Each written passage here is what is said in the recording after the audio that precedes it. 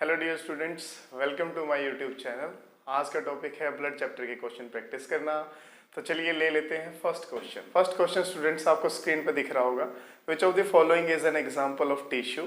तो ऑप्शन है blood, brain, lung and heart. Student चार ऑप्शन दिए गए हैं। क्लास में क्या सिखाया था, जब भी सेल्स आपस में कंबाइन करेंगे तो क्या बनेगा, एक टिश्यू बनेगा, जिसको आप हिंदी में क्या बोलते हो, उत्तक बोलते हो। जब टिश्यू आपस में कंबाइन करेंगे तो क्या बनेगा, एक ऑर्गन बनेगा जिसे आप अंग बोलते हो। तो जो ब्रेन है, लंग है और हार्ट है, ये तीनों क्या है, एक अंग के उदाहरण है। तो बचा हुआ ऑप्शन क्या हो जाएगा, करेक्ट आंसर हो जाएगा, जो कि है ब्लड। तो ये भी याद रखिएगा, ब्लड क्या होता है, एक कनेक्टिव टिश्यू होता है, यानी कि एक संयोजी उत्तक होता है। नेक्स्ट क्वेश्चन देखते हैं। Normal human blood is. Option है slightly acidic, variable in acid और बेस, न्यूट्रल, स्लाइटली बेसिक। तो आप सभी को पता है 7 से नीचे पीएच होती है तो एसिडिक, 7 से ऊपर हो तो बेसिक और 7 हो तो न्यूट्रल। ब्लड की पीएच कितनी होती है, 7.4। तो थोड़ा सा बेसिक है ना, तो आंसर बन जाएगा स्लाइटली बेसिक, यानी कि थोड़ा सा अक्षारीय। तो डी ऑप्शन क्या हो जाएगा, करेक्ट आंसर हो जाएगा। नेक्स्ट क्वेश्चन देखो, पूछा गया कि टर्म जो है RH फैक्टर रेफर्स टू।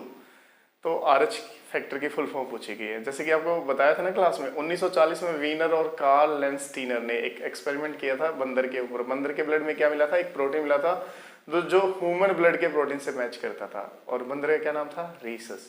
तो उसी के नाम पे उसका नाम रखा गया था RH फैक्टर। तो RH फैक्टर की फुल फॉर्म क्या हो जाएगी, ए ऑप्शन, यानी कि रीसस फैक्टर। नेक्स्ट क्वेश्चन देखो।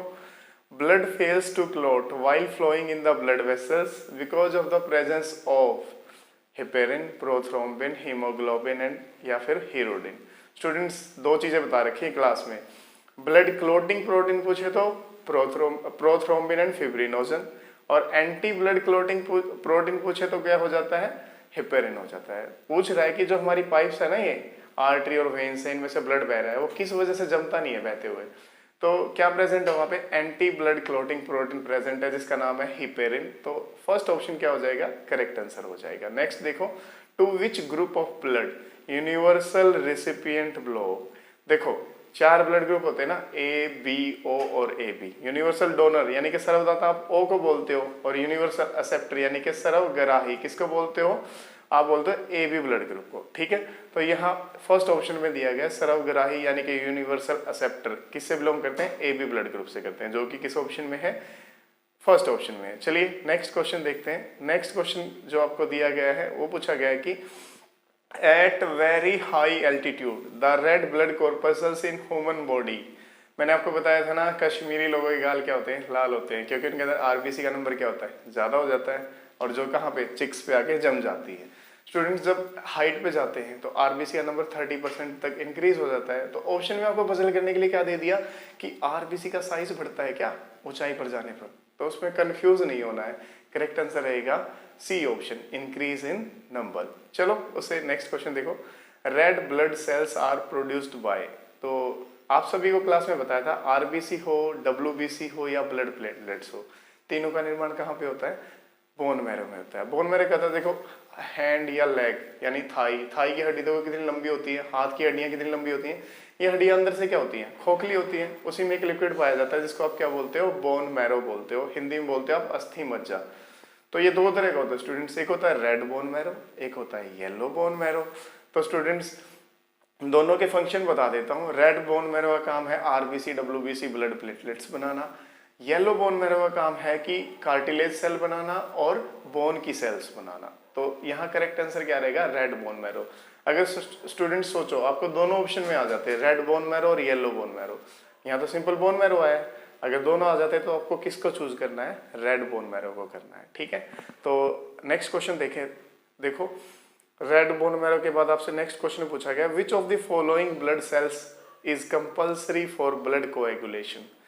चार ऑप्शन है, प्लेटलेट्स, आरबीसी, लिम्फोसाइट या डब्ल्यूबीसी। इनमें से कौन है जो ब्लड क्लोटिंग के लिए जरूरी है। तो स्टूडेंट्स आरबीसी का काम होता है ऑक्सीजन को और कार्बन डाइऑक्साइड का एक जगह से दूसरी जगह पे लेके जाना। डब्ल्यूबीसी का काम होता है एंटीबॉडी बनाना, और प्लेटलेट्स का काम होता है ब्लड क्लोटिंग करना। तो ए ऑप्शन में दिया गया है ब्लड प्लेटलेट्स, जो कि है हमारा करेक्ट आंसर। नेक्स्ट क्वेश्चन देख लेते हैं। नेक्स्ट क्वेश्चन में पूछा गया है कि निम्न में से कौन सा प्लाज्मा प्रोटीन रक्त जमाव के लिए जरूरी है। स्टूडेंट्स ऑप्शन है serum amylase, globulin, fibrinogen, albumin. तो स्टूडेंट्स प्लाज्मा में कौन सा प्रोटीन पाया जाता है? फिब्रिनोजन पाया जाता है, मेजर कंटेंट, और वही क्या है? ब्लड क्लोटिंग प्रोटीन भी होता है। तो सी ऑप्शन क्या हो जाएगा? करेक्ट आंसर हो जाएगा। नेक्स्ट देखो, एक फिल इन द ब्लैंक्स दिया गया है, उसमें पूछा गया है the dash found in the blood is responsible for transporting oxygen in the body. रक्त में पाया जाने वाला डैश शरीर में ऑक्सीजन के परिवहन के लिए जिम्मेदार होता है। स्टूडेंट चार ऑप्शन है, blood platelets, RBC, WBC, plasma. अभी बताया ना, प्लेटलेट्स का काम ब्लड क्लोटिंग, डब्ल्यूबीसी का काम एंटीबॉडी बनाना, तो बच गया कौन? आरबीसी, जो ऑक्सीजन को ट्रांसपोर्ट करेगी, आते हुए कार्बन डाइऑक्साइड को लेके आएगी लंग्स में। तो बी ऑप्शन क्या हो जाएगा? करेक्ट आंसर हो जाएगा। नेक्स्ट देखो, plasma has a constituent of blood. Plasma में ना ब्लड का एक कंपोनेंट पाया जाता है, और वो क्या है? देखो मैंने आपको एक क्लास में बताया था, डॉक्टर जब यहाँ से ब्लड लेता है ना टेस्ट करने के लिए, तो उसे एक टेस्ट ट्यूब में डालता है, फिर उसे टेस्ट ट्यूब से क्या है, एक मशीन में डालता है और सेंट्रीफ्यूज कर देता है। उसका ब्लड टू पार्ट्स में डिवाइड हो जाता है, ऊपर वाला एक येलो लिक्विड, नीचे रेड कलर का सॉलिड। तो ये येलो कलर का जो लिक्विड है वो क्या बन गया? एक फ्लूइड बन गया ना। तो रक्त का द्रव वाला भाग कौन सा हो गया? प्लाज्मा हो गया। और सॉलिड वाला कौन सा हो गया? ब्लड कॉर्पसल्स होगा। तो यहाँ पे पूछा गया प्लाज्मा किस तरह का संघटक है रक्त का, तो आंसर हो जाएगा बी, फ्लूइड, द्रव वाला पार्ट है। नेक्स्ट है, what are the microscopic tubes through which the blood vessels flow through the arteries. Simply कहूँ तो आपसे पूछा है कि जंक्शन बिटवीन आर्टरी और वेन्स कौन है, सबसे पतली पाइप्स, तो आंसर क्या रहेगा? कैपिलरी। ये मैंने आपको बहुत अच्छे से समझाया है ब्लड सर्कुलेटरी सिस्टम में कि ऐसी कौन सी सबसे स्मॉलेस्ट पाइप हैं जहां ऑक्सीजनेटेड और डीऑक्सीजनेटेड ब्लड मिक्स हो रहा होता है, तो वो क्या है? कैपिलरी है। ठीक है, जो जंक्शन का काम करते हैं आर्टरी और वेन्स के बीच में। नेक्स्ट क्वेश्चन है, विच of the following is not found in lymph. पहली बात तो ये, व्हाट इज लिम्फ? स्टूडेंट्स, मैंने आपको बताया था कि ब्लड डायरेक्ट सेल से नहीं जुड़ता। ब्लड जब ऑक्सीजन एंटीबॉडीज को रिलीज करेगा, तो क्या बताया था आपको कि सेल और ब्लड के बीच में एक फ्लूइड पाया जाता है। उस फ्लूइड से ही दोनों चीज़ें क्या है? एक्सचेंज करती हैं, एंटीबॉडीज का, ऑक्सीजन का, कार्बन डाइऑक्साइड का। उस फ्लूइड का आप बोलते हो लिम्फ, यानी कि लसिक। ठीक है, तो आपसे पूछा गया कि उसके अंदर क्या नहीं पाया जाता। स्टूडेंट्स, उसके अंदर भर के डब्ल्यूबीसी होती है, यानी कि लिम्फोसाइट होती हैं लिम्फ में। ठीक है, वाटर कंटेंट होता है, ऑक्सीजन होती है। आरबीसी नहीं होती उसके अंदर, क्योंकि आरबीसी की ऐसी शेप होती है कि वो डिफ्यूज ही नहीं हो पाती। कहाँ से? आर्टरी से। तो करेक्ट आंसर क्या हो जाएगा? D option. सिखाया था ना, आरबीसी को क्या बोलते हैं? एराइथ्रोसाइट भी बोलते हैं। चिंता मत कीजिएगा, लिम्फेटिक सिस्टम यानी कि लसिका तंत्र पे मैं एक अलग से वीडियो डालूंगा, वहां से आप सारा डिटेल में कवर कर पाओगे कि लिम्फ होता क्या है। नेक्स्ट क्वेश्चन है, what is the number of the WBC in 1 cubic millimetre. Student, मैंने आपको आरबीसी की संख्या भी करा रखी है, डब्ल्यूबीसी भी करा रखी है, और ब्लड प्लेटलेट्स की बता रखी है। तो यहाँ पूछा गया है कि 1 क्यूबिक मिलीमीटर में कितनी डब्ल्यूबीसी होती हैं। तो मैंने लिखवाया था ना, 4500 से लेकर 11000। तो चार ऑप्शन है, इनमें से जो हमारा 4500 से लेकर 11000 वाली रीडिंग है वो किससे मैच होती है? छठे ऑप्शन से होती है, 6000 से लेकर 10000 वाले ऑप्शन से। तो यहाँ सी ऑप्शन क्या हो जाएगा? करेक्ट आंसर हो जाएगा।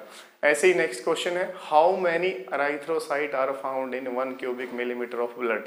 एक चीज रट लो, आरबीसी का दूसरा नाम एराइथ्रोसाइट, डब्ल्यूबीसी का दूसरा नाम ल्यूकोसाइट, और ब्लड प्लेटलेट्स का दूसरा नाम थ्रोम्बोसाइट। ये आपको याद होना चाहिए, क्योंकि अब यहाँ एराइथ्रोसाइट पे क्वेश्चन पूछ लिया। अगर आपको दूसरा नाम ही ना पता तो आपको पता ही नहीं आरबीसी की संख्या पूछी है, डब्ल्यूबीसी की पूछी है, या ब्लड प्लेटलेट्स की पूछी है। तो मैंने क्लास में बताया था, आरबीसी मेल के अंदर होती है 5.5 से लेके 6.0 मिलियन, और फीमेल में होती है 4.5 से लेके 5.0। तो यार मेल फीमेल तो दिया नहीं, लेकिन हम ये देख लेते हैं हमारी जो वैल्यू है इनमें से किससे ज़्यादा मिलती है। देखो, 1 मिलियन में 10 लाख होते हैं, अगर 5 मिलियन को 10 से गुना करें तो 50 लाख हो गया। तो 50 लाख किस में? डी ऑप्शन में है। तो हमारा आंसर क्या हो जाएगा? डी ऑप्शन करेक्ट हो जाएगा। नेक्स्ट क्वेश्चन देखो, what is the approximate amount of water in the blood. ये क्लास में भी पूछा था मैंने। देखो यहाँ तो करेक्ट आंसर है ए, 91%। तो 91% ना हो तो क्या आंसर होगा? 90%। ब्लड के अंदर सिर्फ 10% में होता है हमारा प्लाज्मा और ब्लड कॉर्पसल्स, इसके अलावा उसमें 90% कंटेंट क्या होता है? वाटर होता है, याद रखिएगा। नेक्स्ट क्वेश्चन है, व्हाट इज हीमोग्लोबिन। आयरन है, कॉम्प्लेक्स प्रोटीन है, विटामिन है, मिनरल सॉल्ट है। आपको बताया था ना, हीमोग्लोबिन को अगर डिवाइड करते हैं तो हीम किसको रिप्रेजेंट करता है? एक डाई को, जो से लाल रंग प्रदान करती है। और ग्लोबिन क्या होता है, इसके अंदर एक प्रोटीन होता है। तो हीमोग्लोबिन क्या बन जाएगा, बी ऑप्शन करेक्ट आंसर हो जाएगा, कॉम्प्लेक्स प्रोटीन होता है। चलो नेक्स्ट क्वेश्चन देखो, who gave the method of blood classification. Simple सी बात है, ब्लड ग्रुप की डिस्कवरी किसने की, ये क्वेश्चन में पूछा गया है, तो आंसर हो जाएगा B, Karl Landsteiner. Next question देख लीजिए। तो नेक्स्ट क्वेश्चन में आप सभी से पूछा गया है, person having blood type B could safely donate blood to person with blood types. रक्त प्रकार बी वाला व्यक्ति किस प्रकार के रक्त वाले व्यक्ति को सुरक्षित रूप से रक्तदान कर सकता है। बी वाला बी को दे ही देगा, इसके अलावा किसको दे सकता है, यूनिवर्सल एक्सेप्टर को भी दे सकता है, क्योंकि वो तो सबसे ब्लड ले सकता है। और सर्वग्राही रक्त समूह किसको बोलते हैं आप, ए बी को बोलते हैं। तो ये दोनों किसमें है, डी ऑप्शन में है। तो स्टूडेंट्स डी ऑप्शन हो जाएगा आपका करेक्ट आंसर। नेक्स्ट क्वेश्चन देखो, नेक्स्ट में पूछा गया which of the following blood group may be present in the children of a couple having blood group A and B. Mother father A and B है, तो बच्चों में possible blood group कौन से हैं। दो केसेस कराए थे क्लास में स्पेशली। अगर mother father A and B है तो बच्चों में चारों ब्लड ग्रुप आ सकते हैं स्टूडेंट्स। ए भी आ सकता है, बी भी आ सकता है, ओ भी आ सकता है, या फिर ए बी भी आ सकता है। तो ये है आपका सी ऑप्शन में, सी ऑप्शन क्या होगा करेक्ट आंसर। दूसरा याद रखना, अगर mother father O and A B है ना, तो बच्चों में कौन से ब्लड ग्रुप आ सकते हैं, ना तो ओ आएगा ना ही ए बी आएगा, बचे हुए ब्लड ग्रुप आ सकते हैं। तो यहाँ पे हो जाते हैं हमारे नॉर्मल क्वेश्चन खत्म। अब चलिए शुरू करते हैं एनसीईआरटी प्रॉब्लम्स को, जो एसएससी में आती हैं भर भर के।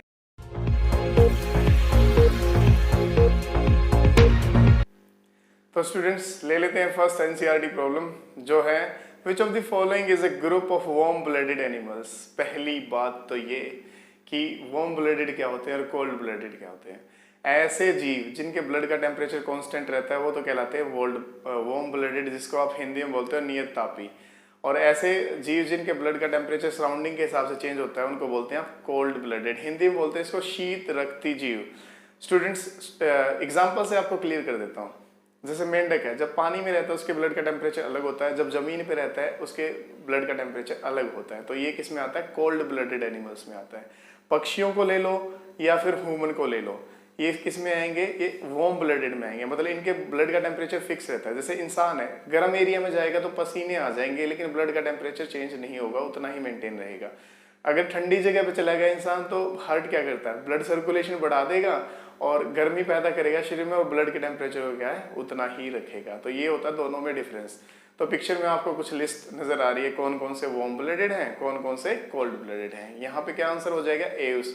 पक्षियों के समूह को कहते हैं एउस। तो ए ऑप्शन क्या होगा, करेक्ट आंसर हो गया यहाँ पे।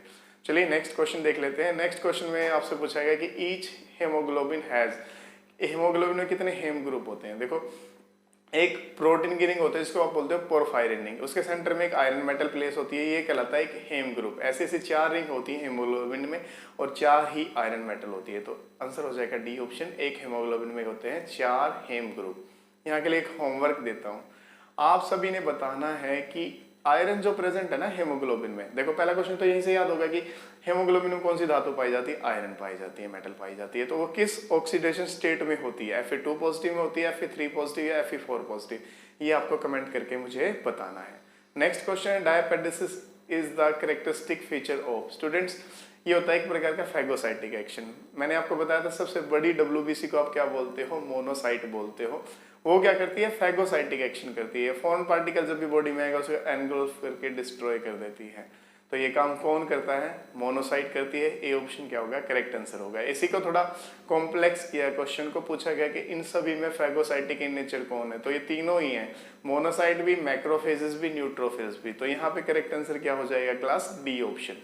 अगला क्वेश्चन मैंने आपको बोर्ड में बहुत अच्छे से एक्सप्लेन कर रखा है। पूछा गया है कि इराइथ्रोब्लास्टोसिस फेटालिस अकर्स इफ, कब होता है ऐसा, जब मदर क्या हो, ब्लड ग्रुप नेगेटिव हो, जिससे शादी हुई है, फादर क्या हो, पॉजिटिव, और बेबी में भी क्या है, पॉजिटिव ब्लड ग्रुप आए, तो ये बीमारी होती है जिसको आप बोलते हैं इराइथ्रोब्लास्टोसिस फेटालिस। तो ये किस में है, ए ऑप्शन में है। तो ए ऑप्शन क्या होगा, करेक्ट आंसर हो गया। तो होमवर्क में फर्स्ट क्वेश्चन है, what is the normal blood sugar level in human being. 3 तरीके से क्लास आपको पेपर में पूछा जाता है। एक तो पूछते हैं कि व्रत वाले दिन, फास्ट वाले दिन या खाना खाने से पहले ब्लड में शुगर का लेवल क्या होता है। दूसरा पूछते हैं कि खाना खाने के तुरंत बाद ब्लड में शुगर का लेवल क्या होता है। तीसरा मैंने आपसे पूछा कि नॉर्मली ब्लड में शुगर का लेवल क्या होता है। तो 4 ऑप्शन है, सही आंसर आपको कमेंट करके बताना है। नेक्स्ट में पूछा गया आपसे नॉर्मल ब्लड कोलेस्ट्रॉल का लेवल, ये मैंने आपको बताया था क्लास में, तो ये भी आप कमेंट करके बताएंगे। इसके बाद देखो ये वाला क्वेश्चन मैंने आपको अच्छे से एक्सप्लेन किया हुआ है। अगर मदर फादर में से एक का ब्लड ग्रुप ओ है, दूसरे का ए बी है, तो बच्चे में कौन सा ब्लड ग्रुप आएगा, ठीक है, पॉसिबल ब्लड ग्रुप बताना है। नेक्स्ट क्वेश्चन स्टूडेंट्स, कौन सी ऐसी डिवाइस है जो आरबीसी को मेजर करने के लिए यूज की जाती है? जो आपने आज तक पढ़ी है, ब्लड प्रेशर को मेजर करने के लिए कौन सी डिवाइस यूज की जाती है, या फिर आपने पढ़ा हीमोग्लोबिन को मेजर करने के लिए कौन सी डिवाइस यूज की जाती है? तो अब की बार आपको कुछ स्पेशल बताना है कि आरबीसी को काउंट या मेजर करने के लिए कौन सी डिवाइस का यूज किया जाता है। 4 ऑप्शन आपकी स्क्रीन पे है, तो कमेंट करके उनमें से सही आंसर को कमेंट करके आप जरूर बताइएगा। नेक्स्ट क्वेश्चन देखते हैं। आपसे पूछा गया है कि बेस्ट कोलेस्ट्रॉल कौन सा इनमें से? तो मैंने आपको ये फुल फॉर्म के साथ क्लास में कराए थे, एचडीएल, एलडीएल, वीएलडीएल या ट्राइग्लिसराइड। तो सही आंसर को आप कमेंट करके जरूर बताइएगा। यहाँ पे खत्म हो जाता है आपका होमवर्क। अगर आपको वीडियो अच्छी लगी है तो लाइक करें, कमेंट करें, शेयर करना